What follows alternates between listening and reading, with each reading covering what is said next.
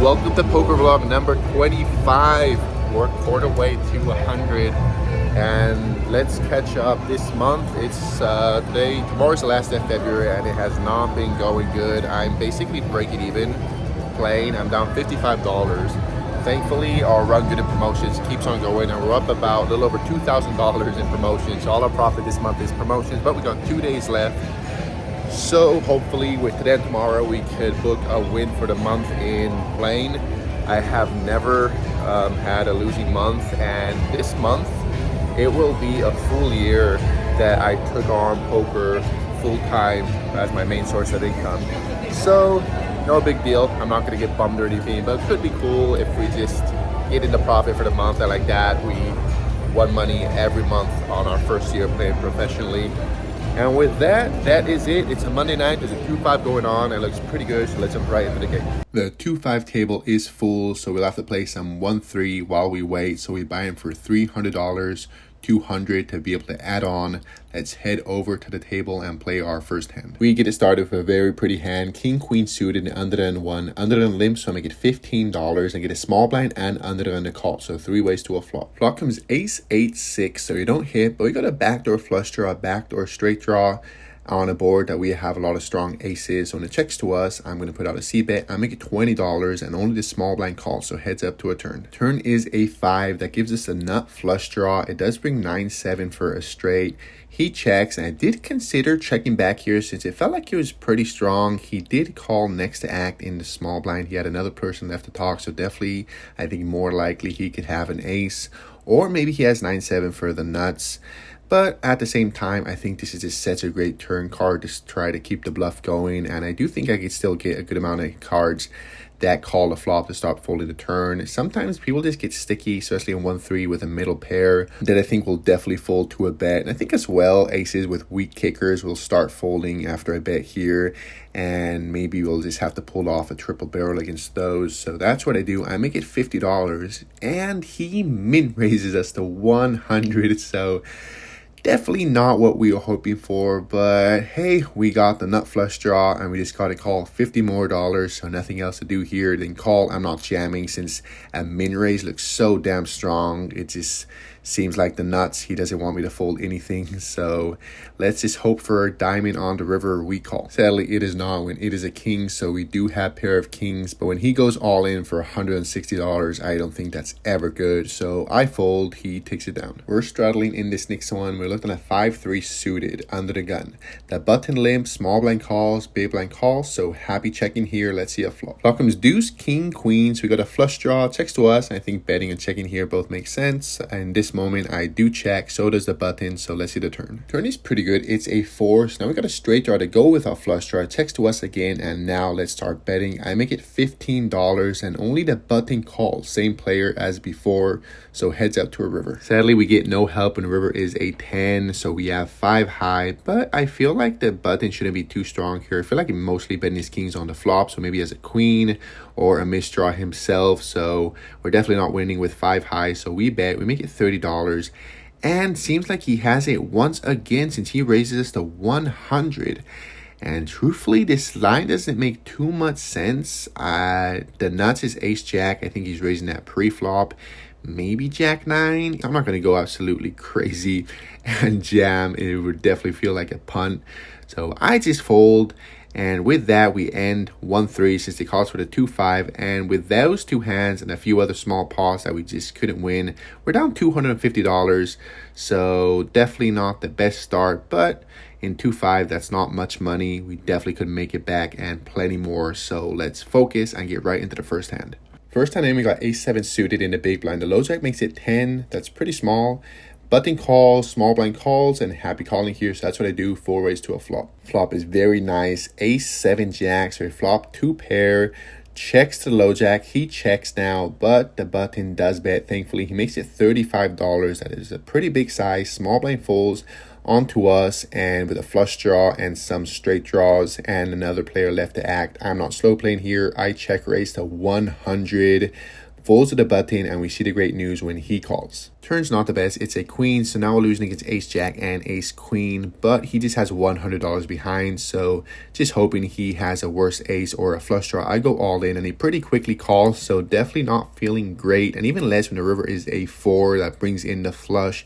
But when I show, it is good. So not sure what he had, but who cares? We take down this pot, and with this we're almost breaking even from what we lost from 1-3, so definitely a very nice start in the 2-5 streets. Let's move on to the next hand. Now we got jack 10 off in the cutoff. I make it $15 and get a button and big blind to call, so 3 ways to a flop. Hit the board again when it comes deuce 4-10, so top pair, jack kicker. When it checks to us, I see bet for $25 and only get the button to call, so heads up to a turn. Turn is another deuce, and I decided to slow down since I did bet pretty big on the flop, and he called next to axe, so he could be strong. He could have better tens. He could have queen 10, king 10, ace 10, and if he does have a flush draw, I'll think a lot of the time he'll be bluffing himself with it and betting the turn. So I do decide to pot control and check, and he checks back. River is an 8, and after he checks the turn, I think my top pair is usually always good here. It seems like he has showdown value, but not strong enough to be betting the turn. So I feel like if he had a top pair better kicker, he'll be most likely betting. So unless maybe if he has 10-8, that river 2 pair, I think we're always good here. And with so many missed draws, I'm going to go big. So I make it $100. He thinks for a little while and does call.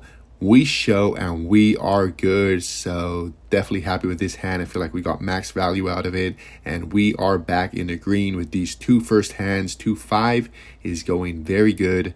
Let's move on. We're playing 6-handed in this next one. Since we're on the must move and they moved a few players to the main game, we're looking at pocket deuces in the cutoff. I make it $15, get the button small blind call. Now the big blind 3 bets at $80, and I think we're deep enough to call. That could be profitable. So let's set mine. I call, so does the small blind, so 3 ways to a flop. Set mine, it does not work out though, since the flop comes jack 8-6, so absolutely nothing. So when the big blind bets $100, we both just fold, and he takes it down. And after this one, it's our turn to move to the main game. So we rack up, head over there. Let's see if we could keep this good run going. Let's jump right into the first hand. We look down at ace jack suited in the button. Under the limps, under the 1 makes it $20. And usually I mostly just 3-bet or fold, but I'm in the button, and under the 1, I hadn't played often with him, and I wasn't sure how tight he'd be raising from early position. So in the button, I do just call this time, and so does the limper. So 3 ways to a flop. Flop comes 8 jack king, so middle pair, ace kicker, and a pretty wet board. It checks to me, and I'm happy checking here because I definitely think under the gun could have a lot of kings and maybe 2 pairs of sets. I don't want to get check raised and have to fold, so I decide to check back. Turn is a 7 that brings in the flush, and 8-9 is a straight. Under the gun checks. Now under the 1 does bet. He makes it $20, and in the moment this line just didn't make much sense to me. If he hit the flop with top pair, 2 pair sets, I think he's always betting. It's a very wet board, and we're 3 ways, so I don't think he has any of those. And I think as well, he'll be betting with his flush draw a lot as well on the flop. So maybe 8-9 would make some sense. He doesn't want to see bet with a straight draw when there's a flush 3 ways. So at the moment, I just didn't believe too much this line. So I do call under and fold, so heads up to a river. River is another 8, so it pairs the board, and he doesn't slow down. Now he bets $125, so bigger than the size of the pot. So now this even makes less sense to me. Apart from maybe turn set with pocket 7s, I don't think he ever has a full house, because if he flopped a 2 pair, I don't think he's ever checking on sets of wet boards. So yeah, I just have a pair of jacks on a board that are straights on flushes and of course trips, but he's trying to say he has a full house, since I don't think he's ever betting this big when it pairs a river with a flush or a straight, and I just don't see many full houses that play this way. So I do end up calling, and he flips over pocket kings for flop top set. That slow played, that hey, he got max value out of it. I was very surprised. I never think people are checking this flop with top set when it's so wet. Maybe if it was a very dry board, since they don't think they're going to get anything to call them, but on sets of wet board 3 ways, I was very surprised, and he takes it down. Now we're going to cut off with ace king suited. The hijack makes it 20, so I 3-bet to 60, folds back to him, and he calls, so heads up to a flop. Flop comes 4, 5, 10, so we don't hit, but we got a backdoor flush draw, backdoor straight draw, and 2 overcards, and when he checks me on a pretty dry board, I'm just always putting out a c-bet here with my whole range, so I make it $40, and he does call. Turn is an 8. That gives us the nut flush. He checks, and not a fan what I did in the moment. I like barreling this turn. We have the nut flush, and we get a lot of cards to fold since we bet small on the flop, so he's probably calling with all of his pocket pairs, maybe middle pair, bottom pair.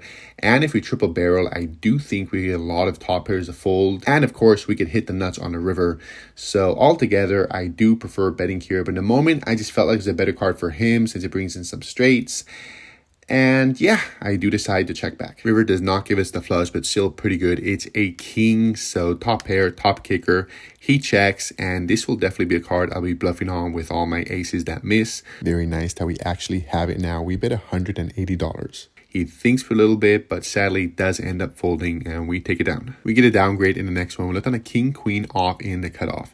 Under than 2 and hijack limp, so I make it $25, and they both call, so 3 ways to a flop. Flop is pretty good. Deuce, king, 10, so top pair, queen kicker, good enough to put out a c-bet, so when it checks to us, I make it $40, and only under than 2 calls, so heads up to a turn. Turn is an 8, he checks, and I like to keep on betting here. People love to see flops or suited hands, and he did a limp call, so I think he'd have a lot of flush draws in his spot, and he still has worse kings. He could have king jack, offsuit and suited, king 9 suited. Sure, we're losing against king 10 and king 8, but altogether I think there's more hands we get value from than we're losing, so I make it $110. He thinks for a little bit, but does just end up folding, so we take it down. Now in a big blind with 6-7 suited, the hijack makes it $25. He's one of the tighter reg. Small blind calls, happy calling here, so that's what I do. We go 3 ways to a flop. Flop comes 5-8-5, so pretty interesting. Opening the straight draw, backdoor flush draw. Checks to the hijack, and he bet $70, so that was very big. And small blind folds, and I consider check raising here since I don't think he has many trips, and I could have way more than those in the big blind, but he made it such a huge size, and he's pretty tight. I felt like most likely he had an overpair, and I wasn't sure if I check raised here, he was going to believe I'd be doing that with trips. Felt like maybe thought most likely I'd be doing it on the turn or river. So in the moment, I just was worried I wasn't going to get his overpairs to fold, so I do just call. Let's see the turn. Turn is a 7. That gives us a pair to go with our straight draw. I check, and now he slows down and checks back. The river is kind to us once again when it's a 9, so we have a straight, brings in the backdoor flush as well. And I didn't want to bet too big since it brings in the backdoor flush and it's a paired board. And of course, it's a one-liner to a straight. So I make it $125. Hopefully his overpairs don't believe my line. He thinks for a decent amount of time, but sadly does just end up folding, and we take it down. For this next one, a button straddle is going on. We looked on an ace, queen off, and under the gun 2. Under the gun makes it $35, folds to us, and it seemed in a moment as if he hesitated. It seemed like he was about to raise, and then he saw that the button straddle. He thought about it for a moment and did end up raising, so it kind of felt like a hand that he wasn't sure he wanted to raise with the button straddle. So I didn't feel that he was that strong, so let's 3-bet. I make it $100, folds back to him, and he calls. Flop comes 9 king deuce, so not much going on for us. But when he checks after 3-betting pre-flop on a board that is pretty good for us, since I have ace king, I have pocket kings, I have pocket aces, and I put out a c-bet, so I make it $60, and he calls. Turn is a 6, so no help. He checks, and my mind was just going back to the pre-flop tell that I think that I saw that he wasn't too strong, so I definitely don't think he has ace king, king queen either. Maybe the offsuit version was kind of hesitating, but altogether, if he has top pair, I think it would more likely king jack, king 10, and I definitely think we get those fold if we triple barrel since we 3-bet early against early with the straddle going on, so I do think we look really strong. And as well, I think we get a lot of hands to fold on his turn since we see bet small on the flop, so he's probably calling with all of his pocket pairs. So let's keep it going. I make it $180. He thinks for a little bit, and we see the great news when he does fold, so the bluff gets through, we take it down. Now in the big line with pocket 8s, under the gun makes it $20, hijack and cutoff calls, so folds to us, happy calling here as well, so that's what I do, 4 ways to a flop. Flop is absolutely amazing, 8-3-3, so we flop a full house, the second nuts, only pocket 3 is beating us in a 4-way pot, so I'm just hoping please let someone have a 3. I check, and under the gun shows us a great news when it makes it $50. Sadly, hijack and cutoff fold onto us, and I don't want to raise yet since I do think it look really strong. There's no flush draws on the board, so I don't think there's too many bluffs here. Just look like it's a 3. Of course, we have better than that, so I do think he'll be barreling turns for value if he has overpair, so I just call. Turn is a queen. I check, and sadly, he slows down and checks back. River is a 7, and usually I like betting for value since people tend to check back. But in this moment, I felt like whatever we'll call a bet will probably bet themselves. And if I check again, it looks more likely as if I just have an 8. So if he turned a queen or has overpairs, he'll probably go for value. So I do decide, a little risky, of course, since he could check back, but I do check. And he shows us the great news when he does bet. He makes it $50. That's pretty small. Doesn't seem that strong. And of course, I raise it up to 200. And it doesn't take too long to call. So of course, when we show, we are good and we take it down with a flop full house. This brings us to the last hand of the session, and what a great way to end. We looked down at the best possible hand, pocket aces and under the gun, and make it $15, and the news get better. Under the gun won 3 bets to $90, and this is a very tight reg. So the fact that a tight reg 3 bets early against early to 6x my raise, this is shouting nutted hand. If I don't have aces, I think that's what he has. So this is one of the most amazing spots I could have ever hoped to be in. Honestly, folds back to me, and I'm not slow playing, especially when he looks super strong. I just want to get money in. I 4-bet to 250. He goes into the tank. I'm just, please, jam, go all in. But he doesn't. But we get the second best option when he does call. So heads up to a flop. And now I'm really just putting him on kings or queens, because honestly, I think ace king, this player, he'll be folding up a lot since I look crazy strong myself 4-betting here. So I'm just hoping, please, no king or queen. But sadly, we see one of the worst possible flops. It comes 8, king, 6. So now I'm really not happy with this spot. Even though it looks super tight, I'm not loving it with my aces, because one thing, I think he has mostly kings or queens, because we are blocking aces, so there's a lot less combos of ace king. So if he has queens, I just don't think we'll get much value out of him anymore. And of course, we're losing against pocket kings. That flop is set. But I am going to put out a C-bet. I'm going to get $125, and he does call. Turn is a deuce, and now I decide to slow down and check, because again, I think he has kings or queens, and if I bet here, I think queens are going to start folding. So if he does have that, maybe if I check turn and bet river small, I can still get some value from that. So that is the plan. I check, and he checks back. River is a 4, and I think for a little while, and once again, I was so scared of kings here, since I felt like that was most likely was going to have, and I did end up thinking I was going to get value from queens. He just has $500 behind, so I felt like he could still be checking turn with a set. He has done that before, just knowing he has less than pot behind, so he could jam the river and still get value if I has aces or maybe queens myself.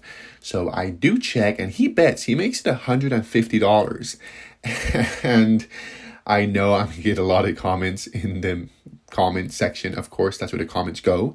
That I'm a massive nit. But I just felt if I jam here, it's $350 more. And if he's going thin for value with queens, he's going to fold that. And sure, maybe ace king, but I think ace king is betting the turn once I check. So altogether, I was just pretty worried. So I decide to go down the pretty tight route. I just call, and I'm in shock when he flips over king, queen off. So I literally never thought he'd have the hand in the spot. I don't think he was ever 3-betting me, little less 4-betting me. And I found out later on that this player, he's a very nice man, but funny enough, he has like this kind of beef towards me. Not beef, not he's mean or mad, but he kind of complains, kind of saying that I'm just coming around the casino just trying to get everybody's money. That, I mean, obviously is true. I'm playing poker, to make money, of course. But it kind of seemed like it ticked him the wrong way. And after I found out about that, I definitely see how he's battling more against me. I see him 3-betting more often. So now on, I do know that he may 3-bet me light. But in the moment, I didn't know that. And I've been playing against him for a year now. Well, a little less since I used to play 1-3. But the whole time I played 2-5, he would play super tight against me. So yeah, with this information, I would definitely jam the river. But in the moment, I did not know that. I just felt like he 3-bets me super tight, especially in this spot. So yeah, call me a nit. Definitely, we did not get max value out of this one, but still a very nice pot to end the session. So let's rack up, cash out, and see how we did.